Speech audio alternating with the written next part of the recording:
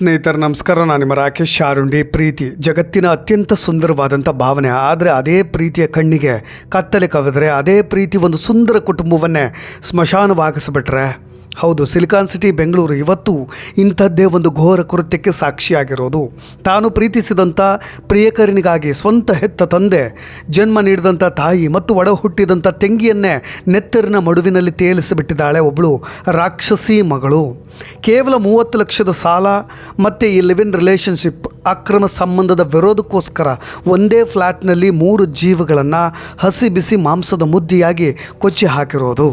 ಸಾಯುವ ಮುನ್ನ ಈ ಹತಭಾಗ್ಯ ತಂದೆ ನೆತ್ತರಿನ ಮಡುವಿನಲ್ಲಿ ನರಳ್ತಾ ನೆಲಮಹಡಿಗೆ ಓಡಿ ಬಂದು ಹೇಳಿದಂಥ ಒಂದೇ ಒಂದು ಸತ್ಯ ಇಡೀ ಪೊಲೀಸ್ ಇಲಾಖೆಯನ್ನೇ ನಡಗಿಸಿಬಿಟ್ಟಿರೋದು.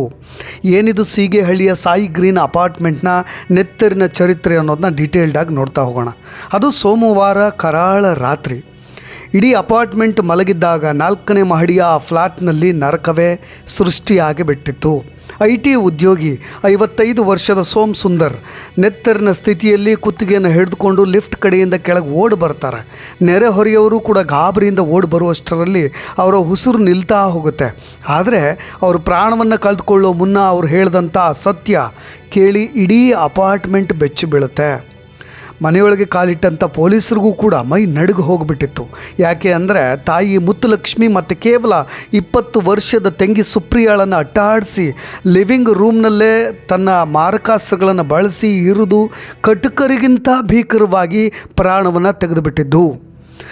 ನೋಡಿ, ತಮ್ಮ ಸ್ವಂತವರು ರಕ್ತ ಸಂಬಂಧ ಹಂಚಿಕೊಂಡು ಹುಟ್ಟಿದವರು, ಆದರೆ ಈ ರೀತಿಯಾಗಿ ಅವರ ಪ್ರಾಣವನ್ನು ಕೂಡ ತೆಗಿಬೇಕಾದ್ರೆ ಅವರ ಮನಸ್ಥಿತಿ ಯಾವ ಮಟ್ಟಿಗಿತ್ತು ಅನ್ನೋದು ಗೊತ್ತಾಗುತ್ತೆ. ಇಡೀ ಮನೆಯ ಗೋಡೆಗಳ ಮೇಲೆ ಆ ಥರದ ಕಥೆಗಳು ಸಿಡಿದು ಚೆಲ್ಲಾಪಿಲ್ಲಿ ಆಗಿಬಿಟ್ಟಿದೆ. ಹಂತಕರು ಯಾವುದೇ ಪ್ರೊಫೆಷ್ನಲ್ ಕಿಲ್ಲರ್ಸ್ ಏನಾಗಿರಲಿಲ್ಲ. ಬದಲಾಗಿ ಆ ಮನೆಯ ಹಿರಿಯ ಮಗಳು ಶ್ವೇತಾ ಮತ್ತು ಆಕೆಯ ಪ್ರಿಯಕರ ಕೆನತ್. ಕೇಳ್ತಾ ಇದ್ದರೆ ನಿಜಕ್ಕೂ ಕೂಡ ಭಯವಾಗ್ತಾ ಹೋಗುತ್ತೆ. ಸಾಂಪ್ರದಾಯಿಕ ಕುಟುಂಬ ಇದು. ಆ ಕುಟುಂಬದ ಹಿರಿಯ ಮಗಳಾಗಿದ್ದಂಥ ಶ್ವೇತಾ ಕೆಲಸಕ್ಕೆ ಸೇರಿದ ಮೇಲೆ ಕೆನತ್ ಎಂಬಾತನ ಪ್ರೇಮ ಪಾಶಕ್ಕೆ ಬಿದ್ದಿದ್ಲು. ಹೆತ್ತವರ ವಿರೋಧದ ನಡುವೆಯೂ ಕೂಡ ಮನೆ ಬಿಟ್ಟು ಬಂದು ಆತನ ಜೊತೆ ಲಿವ್ ಇನ್ ರಿಲೇಷನ್ಶಿಪ್ನ ನಡೆಸ್ತಾ ಇದ್ಲು. ಇತ್ತೀಚೆಗಿದು ಪಾಶ್ಚಿಮಾತ್ಯ ಸಂಸ್ಕೃತಿ ಸಿಕ್ಕಾಪಟ್ಟೆ ಫೇಮಸ್ ಆಗಿಬಿಟ್ಟಿದೆ ಬಿಡಿ. ಓಕೆ, ಈ ನಡುವೆ ಶ್ವೇತಾ ಅನಗತ್ಯ ವಿಷಯಗಳಿಗೋಸ್ಕರ ಬರೋಬ್ಬರಿ 30 ಲಕ್ಷ ರೂಪಾಯಿ ಸಾಲ ಮಾಡ್ಕೊಂಡ್ಬಿಟ್ಟಿದ್ದಾಳೆ. ಪ್ರೀತಿಯಲ್ಲಿ ಬಿದ್ದಿದ್ದಾಳೆ, ಲಿವ್ ಇನ್ ರಿಲೇಷನ್ಶಿಪ್ನಲ್ಲಿದ್ದಾಳೆ. ಮೋಜು ಮಸ್ತಿಗೋಸ್ಕರ ಒಂದು 30 ಲಕ್ಷ ರೂಪಾಯಿ ಸಾಲ ಮಾಡ್ಕೊಂಡಿದ್ದಾಳೆ. ಸಾಲದ ಸುಳಿಗೆ ಸಿಲುಕಿದಂಥ ಮಗಳನ್ನು ಪ್ರಶ್ನೆ ಮಾಡಲಿಕ್ಕೆ ಹೋದಂಥ ತಂದೆ ತಾಯಿ ಬುದ್ಧಿ ಹೇಳಲಿಕ್ಕೆ ಹಳ್ಳಿಯಿಂದ ಹೆತ್ತವರು ಬೆಂಗಳೂರಿನ ಈ ಫ್ಲ್ಯಾಟ್ಗೆ ಬಂದಿರ್ತಾರೆ. ಅದೇ ಅವರು ಮಾಡಿದಂಥ ದೊಡ್ಡ ಎಡವಟ್ಟು. ನೋಡಿ, ಹೆತ್ತ ಕರುಳಿಗಿಂತ ಜೊತೆಯಲ್ಲಿದ್ದ ಪ್ರೀತಿಯೇ ಹೆಚ್ಚಾಗಿಬಿಡುತ್ತಾ. ಜನ್ಮ ನೀಡಿದಂಥ ತಂದೆ ತಾಯಿ ಅವರ ಕುತ್ತಿಗೆಯನ್ನು ಸೀಳಬೇಕಾದ್ರೆ ಆ ಕೈಗಳ ಒಂದು ಕ್ಷಣ ಕೂಡ ನಡಗಲಿಲ್ವ, ಹಾಗಾದರೆ ಹೆದರಲಿಲ್ವ? ಹಾಗಾದರೆ ಹೌದು ವೀಕ್ಷಕರೇ, ಸಿಲಿಕಾನ್ ಸಿಟಿಯ ಇತಿಹಾಸದಲ್ಲಿ ಅತ್ಯಂತ ಕ್ರೂರ, ಅತ್ಯಂತ ಪಾಪಿಷ್ಟ ನೆತ್ತರಿನ ಚರಿತ್ರೆ ಇದು. ಸೀಗೆಹಳ್ಳಿಯ ಅಪಾರ್ಟ್ಮೆಂಟ್ನಲ್ಲಿ ನಡೆದಂಥ ಘಟನೆ. ಸೋಮವಾರ ರಾತ್ರಿ ಸಾಲದ ವಿಚಾರವಾಗಿ ತಂದೆ ತಾಯಿ ಮಗಳನ್ನು ತರಾಟೆ ತೆಗೆದುಕೊಳ್ತಾರೆ. ಇದರಿಂದ ರೊಚ್ಚಿಗೆದ್ದಂಥ ಶ್ವೇತಾ ತಕ್ಷಣವೇ ಪ್ರಿಯಕರ ಕೆನತ್ನನ್ನು ಮನೆ ಕರೆಸ್ಕೊಳ್ತಾಳೆ. ಇಬ್ಬರೂ ಸೇರಿ ಮೊದಲು ತಾಯಿ ಮುತ್ತುಲಕ್ಷ್ಮಿ ಮತ್ತು ತಂಗಿ ಸುಪ್ರಿಯಾಳನ್ನು ಕೊಠಡಿಯೊಳಗೆ ಕೂಡ ಹಾಕಿ ಮಾರಕಾಸ್ತ್ರಗಳನ್ನ ಬಳಸಿ ಮುಗಿಸಿಬಿಡ್ತಾರೆ.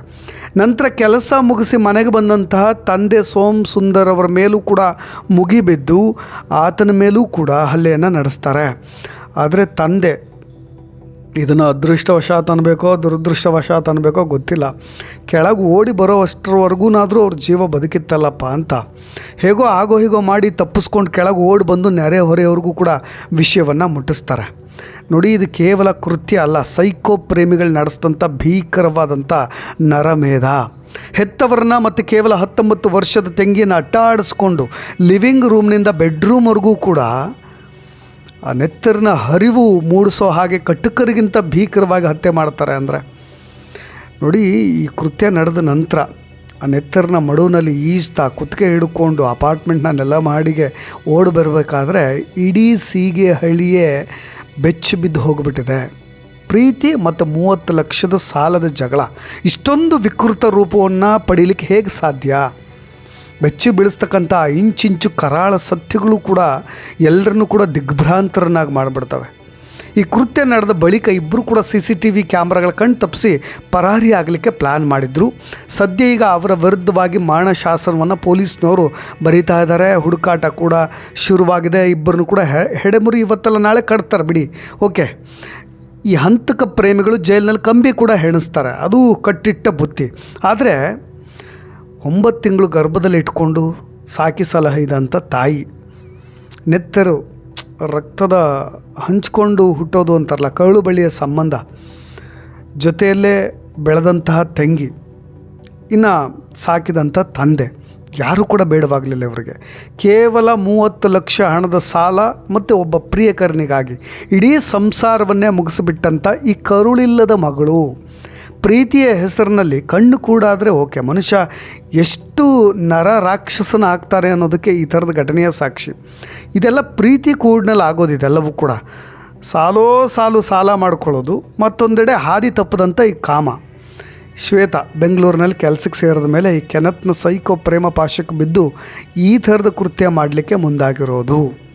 ನೋಡಿ, ಇವತ್ತು ಹೆತ್ತವ್ರನ್ನ ಕಳೆದುಕೊಂಡು ಜೈಲು ಪಾಲಾಗಲಿರ್ತಕ್ಕಂಥ ಈ ಶ್ವೇತಾ, ಈಕೆ ಬಗ್ಗೆ ನೀವು ಕಮೆಂಟ್ಸ್ ಕೂಡ ಮಾಡಬೇಕಾಗತ್ತೆ. ಈ ಥರದ ಅನೇಕ ಘಟನೆಗಳನ್ನು, ಪ್ರಸಂಗಗಳನ್ನ, ಈ ಲಿವ್ ಇನ್ ರಿಲೇಷನ್ಶಿಪ್ ಅನ್ನೋ ಒಂದು ಹೆಸರಿನಲ್ಲಿ ಪ್ರೀತಿ ಶುರು ಮಾಡ್ಕೊಂಡಿದ್ದಾರಲ್ಲ ಇತ್ತೀಚಿನ ಯುವ ಪೀಳಿಗೆ, ಅವ್ರ ಬಗ್ಗೆ ನಿಮ್ಮ ಕಮೆಂಟ್ಸ್ ತುಂಬ ಇಂಪಾರ್ಟೆಂಟ್ ಆಗುತ್ತೆ. ಅದನ್ನ ತಿಳಿಸ್ಬೋದು. ಅವರಿಗೆ ಅಜೀವ ಪರ್ಯಂತ ಜೈಲಿನ ಕತ್ಲನ್ನಂತರೂ ಅವ್ರು ನೋಡ್ತಾರೆ, ಅದರಲ್ಲಿ ಇನ್ನೊಂದು ಮಾತೇ ಇಲ್ಲ.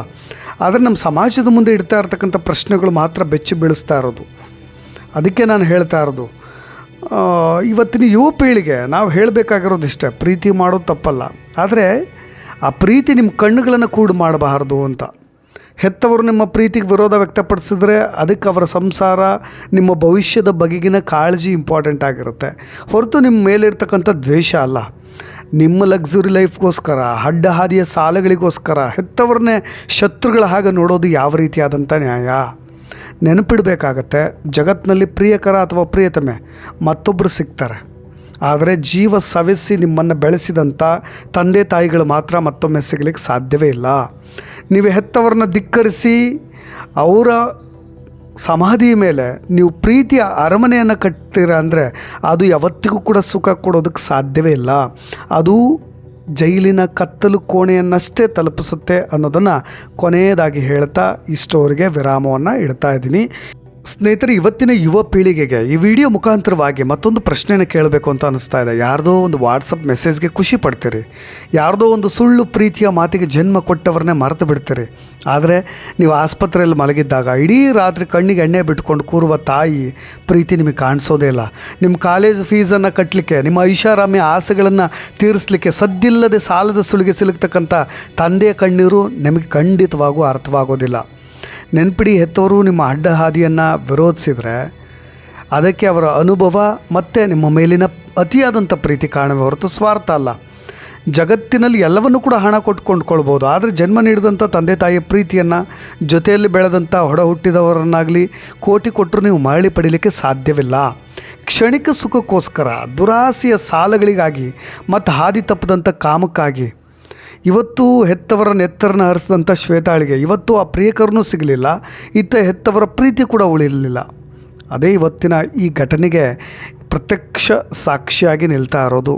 ನೋಡೋಣ, ಈ ಕೇಸ್ನಲ್ಲಿ ಏನಾದರೂ ಅಪ್ಡೇಟ್ಸ್ಗಳು ಬಂದರೆ ಖಂಡಿತವಾಗೂ ಮತ್ತೊಂದು ವಿಡಿಯೋ ಸಮೇತ ಬರ್ತೀನಿ ಅಂತ ಹೇಳ್ತಾ ಧನ್ಯವಾದ.